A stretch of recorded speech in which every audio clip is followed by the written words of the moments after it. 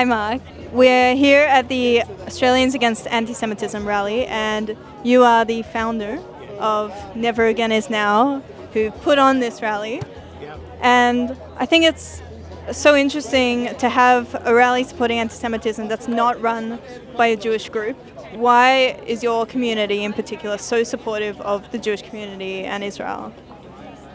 Well, I think rallies against anti-Semitism are most effective when they're not run by the Jewish community, because anti-Semitism is not just a Jewish problem, it's actually an Australian problem, and it's a problem for all of us. So for me as a Christian, it's particularly problematic because the Christian church has a long history of being anti-Semitic, which is not right. Like, anti-Semitism is a bug, not a feature of Christianity. So why do you think there are many that maybe don't have the same perspective as you do?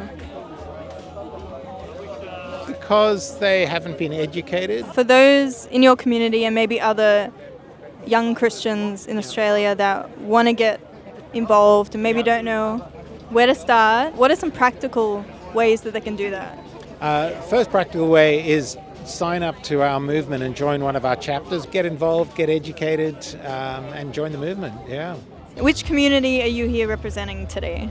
So we're representing Iranian Australian community here today, and on behalf of Iranian who thinking about the light and coming over darkness and thinking about the peace in the area and the country, Iran, Israel, and the whole Middle East.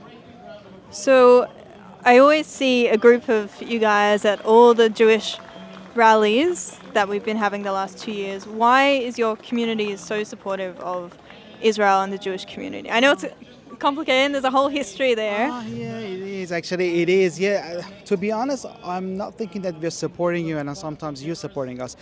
We supporting each other as a same community, as with the same roots, dignity, and same area. So I believe that we have common culture, and we are all together. So back to years, 100 or maybe 1,000 years ago. So we had that actually communication and collaboration to each other, and we always support each other because, as again, we are from same area, same country, kind of, and the same common culture. Sam was asking me before what your flag represents. Do you want to maybe just explain it for people that don't know? It's different to what people think the Iranian flag is, right? Sometimes they ask me, is that the Mexican flag? Is that like a pro-Pali flag? Is that Iranian? Oh, it's Iranian flag. No, we shouldn't do that. But this is like a national Iranian flag back to 100 years ago. And we're supporting this flag as we believe that Islamic Republic regime in Iran has been occupied our beautiful land with absolutely foreign flags, with different language on the flag. In terms of the future, especially for both of our communities in Australia, what are some practical ways that people in your community can get involved, aside from coming to a rally and joining you guys? Oh, this is maybe just my personal idea and thing that I'm thinking about, but I'm always thinking to have some common cultural activities based on our common culture, custom, and how we can get more involved together. For example, having some, going out together and just speaking about the history or common things that we have, and not politics, even not politics. Or education, some educational. For example, we are going to Holocaust Museum very soon, by next 2 weeks. This is the thing that can happen for every Iranian. Go there and see. I know some Iranian thinkers and believing that, that land is being occupied by Israel and what happened before, because they don't know about the history that Israel was there for 1,000 years ago. And then it's good actually to go there, have some cultural activities and understand each other. And also Israeli people knows about this flag, what's going on there, and and our community are trying to actually let them know and interpret that there is difference between Iranian people, Iranian and Islamic Republic regime in Iran. So there is two things, and the difference between nations and governments. Yeah. That's the thing we need to know actually. And we need to know more about your, for example, Shabbat Shalom or your culture. Actually, I have been in synagogue It was my opportunity to go there, and this is the thing that we can work on that. And actually, Simon J. United are working on just writing some books. We can read that, or Iranian poems, or some books. Do you have a message of hope, maybe for both of our communities together, about the future? Absolutely, absolutely. Very soon, very, very soon, we will get over through that darkness and we will get to the light. We are on a milestone. At this stage and now and at this point, it's a bit vague, it's not very clear, and we need to work hard to get to that point. I want to say thank you to Benjamin Netanyahu and also Donald Trump, who's supporting these changes in that area, and also all Iranian people who are suffering inside of Iran and just fighting to finish that era. But this is very soon. It's happening very soon, I believe, and we need to actually fight for light and finish that disaster, I can say, and overcome the extremism, anti-Semitism, and terrorism. I hope it was okay. We were founded in 2012, and we monitor all forms of online hate, but particularly over the last 2 years, anti-Semitism's been taking up, maybe 90% of our work. So we monitor across about 10 different online social media platforms, and we measure both the level of anti-Semitism and the nature of it, how it's changing over time. How do you measure that? Is that based on comments or accounts that are taken down, or what? Yeah, so we've got almost 11,000 items of anti-Semitism. So those are posts, videos, comments, any sort of online content. And we gather it by monitoring in blocks of 1 hour on each of the platforms. Mm-hmm. And we do that over time, and then we can look at sort of the average amount of anti-Semitism that we collect, let's say September compared to last July. Yeah. And you said that you've recently released a report on anti-Semitism in Australia online. What are some of the key findings of that report? Yeah, so a couple of the key findings. One of them is that the last 3 months, anti-Semitism on almost every platform has been rising. On 4 of the platforms, it's now higher than it was in the months immediately after October 7. On 3 of them, it's at its all-time highest ever levels. So normally you'd expect, with things calming down a bit in the Middle East, you'd expect to see a drop. We're not seeing that. We're seeing it just continuously increase. So I think there's a level of poison that's got into society that is just spreading. I know it might be a bit of an odd question, but how have you defined anti-Semitism for your report? So we use the IRA working definition of anti-Semitism combined with the IRA working definition of Holocaust denial and distortion. And we have 27 different categories of anti-Semitism. So every time we catalogue something, we also catalogue it into at least one of those 27 categories.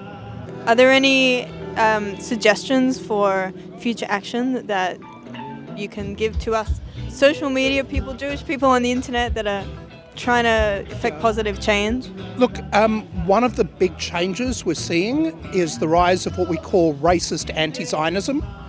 And there's a number of ways that content is using the term Zionist or Zionism in a way that's blatantly anti-Semitic.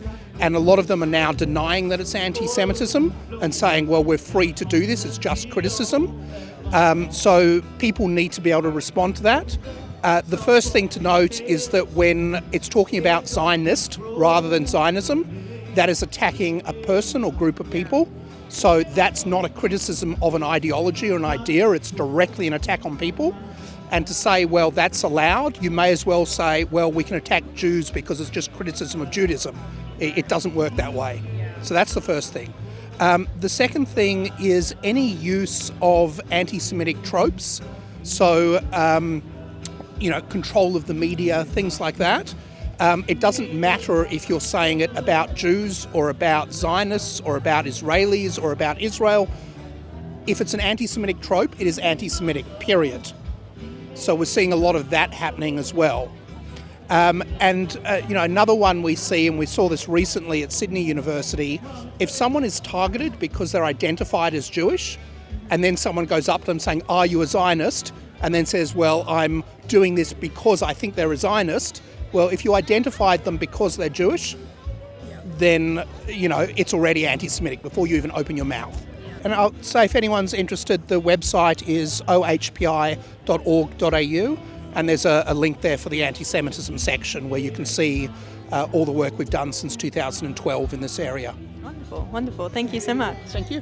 I'm here with Sophie, who many of you would know from the internet, and we're on the hunt for some younger representation in the crowd, which unfortunately is hard to find, but we found some lovely young women. As it says here, we are we're really wanting to get a handle of the whole anti-Semitism that's happening in Australia today. It's quite disappointing, to be honest. I've grown up most of my life in Australia, but I was born in Israel, so I think I just grew up like normal in the Jewish community. I had a lot of friends outside of the community and inside of the community, more so later on in my life. But I never really experienced. Well, when I went to public school, I did experience some anti-Semitism, but I never experienced it in the way that it is today. Even though I knew who I was, where I came from, what my parents' experiences were in Israel, my grandparents being Holocaust survivors. So I guess I kind of knew about that. And then, the feeling of not really feeling belonging in Australia by some people, but it was never this feeling that Australia is really going downhill. I guess I'm here to show solidarity with my people and with my community. Yeah. And you're here with some friends and a group of people. Do you find that it's hard to find people to go to these events with? Because I know that, our experience, definitely, and your experience has been that you've tried to get your friends to come to these things and they never do. She's the only one. What can we do to encourage other young people to come to more events and be more supportive? What do you guys think? So I live in Israel, and so I'm just here visiting family now. But it was crazy because I grew up not going to a Jewish school or anything, and just watching the social media posts coming out of people that I knew that I had a relationship with, and just seeing the ignorance and the hatred has been so hurtful. And so coming back to Australia, it has been. I was scared. It was confronting to kind of come back into a place where I was like, where's my friends? Like, why are they not supporting Israel? Why is it only the Jewish friends that are talking about this, or not even all my Jewish friends?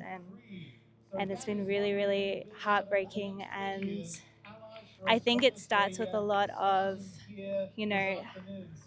trying to educate, trying to get people to understand the complication of the whole conflict. It's very, very difficult because people just want to virtue signal and they don't know the whole truth. They don't know what's going on. They just see a 2-second reel on Instagram and repost it thinking that they're on the right side of history, and it's just really hard. So I think social media literacy is a big part of it.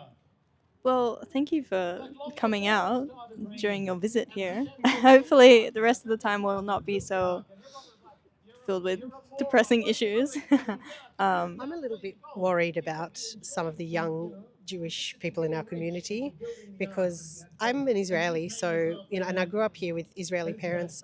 I'm very much part of the Israeli community more than I was part of the Jewish community, and now I'm part of a congregation that will all come out together. But I see a lot of the younger generation who are Australian, who have never been to Israel, and who may not have had a type of upbringing like I did to understand the what really happens in Israel. I mean, my parents moved to Australia because I was nearly hit by a missile when I was 2 years old. So my parents know what it is to live in Israel and the threats that have been happening there. And the biggest worry that I have for the young Jewish kids, young Jews of today, is that they don't know what it's really like. All they do is listen to what might be happening, what might be spoken on the media, and so they get a different impression about what it really is like. And so that's my concern, is that I would say to the young people today that not only you should be coming to these things, but you should be looking for an informed information about what's happening in Israel. Go and visit in Israel, do Shnat Machon, do Ma'aleh, do one of those programs through the Tnuat Noar, which is the Habonim and all of them, those things, and really learn about the history of Israel and about our enemy. And then when you come here, you can feel more connected to the community, to the Israeli community. Yeah. So being Jewish doesn't mean that you're Israeli, and being Israeli, doesn't always mean that you're Jewish. There's a lot of non-Jewish people who live in Israel, Muslim, Christians, who understand, what is the plight of the Jewish people and the Israeli people, and who our enemy is. Yeah. Okay, well, that's some great advice. Thank you so much. We're going to dance, so Go come join us. dance. Go dance.